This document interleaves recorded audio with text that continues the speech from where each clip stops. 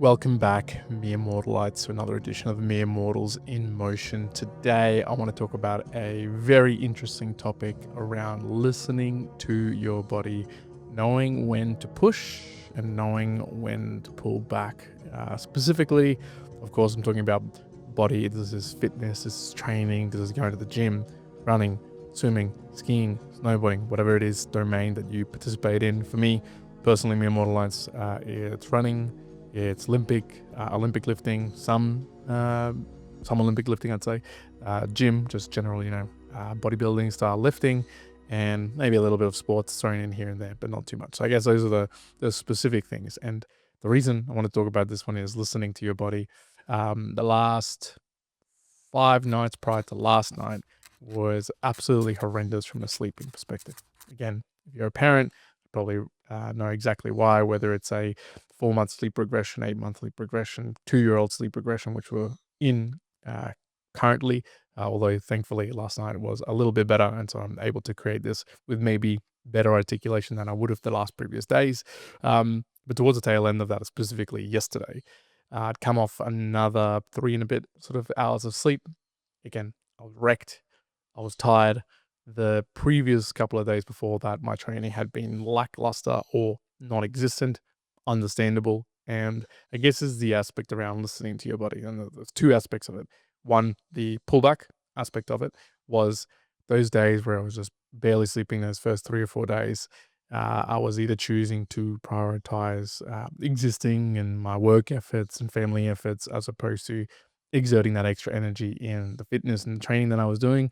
I just either didn't have it in the mental capacity to go do that and then give the energy elsewhere where I wanted to, or just playing physically. I just didn't have that energy in the tank to go and do it. Specifically for me, to give you an example, I was putting down my daughter for sleep at about 3 a.m., 4 a.m.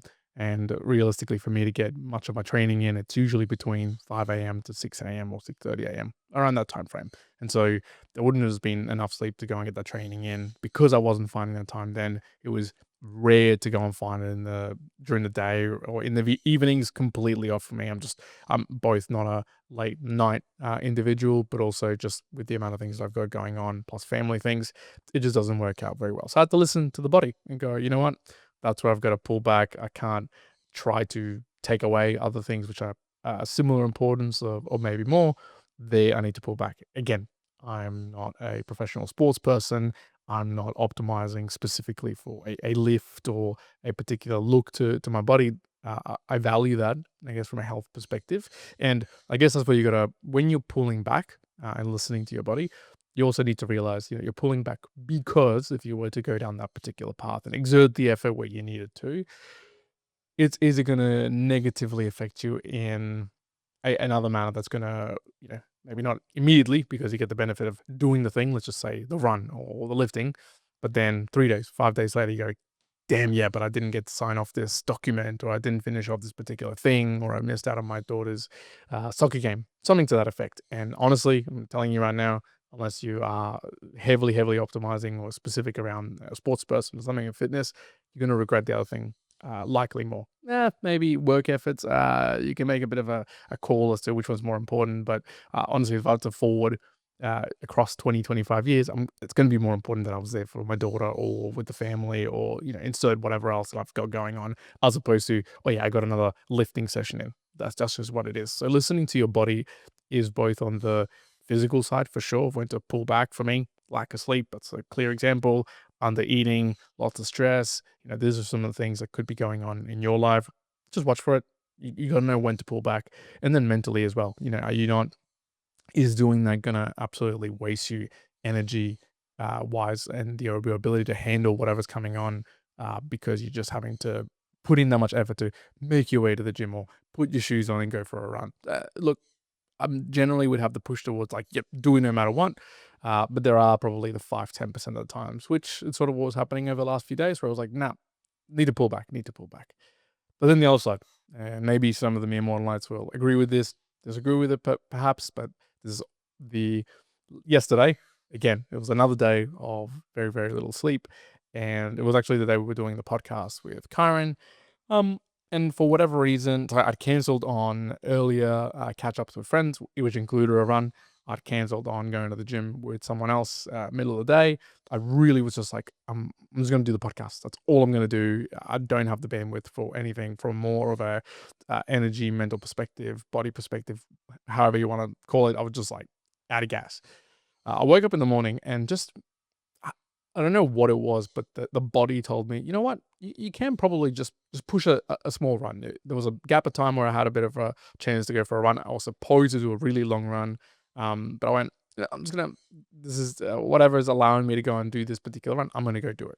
Ran on the treadmill, got that done. 40 minutes of running, fantastic. Did the podcast with Karen if you watch that live, and then a little bit later on, for whatever reason, either the conversation or again just listening to my body, I'd put my daughter down for a nap. And I went, you know what? I have the again time and availability to go and do another run to try and get closer to what I was attempting to do. And again, previous days I would have said too stressed, not enough time, run down. But again, listening to my body at that particular time, it said, yeah, you can do it. You can push. So I went for a run outdoors in some lovely warm weather here that we're having at the moment now. And it was glorious. Like it was nice to go out listening to a podcast. I ended up running too far out and then sort of walked 1.8 kilometers, 2 kilometers back home after all was said and done. But it felt awesome. And listening to my body was kind of the key thing there because just like in the previous days, if you had to literally look at it from just the stats, same amount of sleep, same amount of probably pressure and stress and things that were going on in the day, I'd even canceled things on this particular day. But for whatever it was, listening to the body in that particular day, it said push. You can push. And so this is more like a recognition for myself and probably other mere mortalites out there, especially if you're in motion. It's there's going to be a lot of days where you're listening and your body will go, pause, stop, what are you doing? Listen to that, of course, because it is important. Push against it at your own peril. There are some instances where you might want to go down that path, and maybe the immediacy is worth the apocalyptic damage that you might do. However, I would recommend, unless you're optimizing for it, just pull back.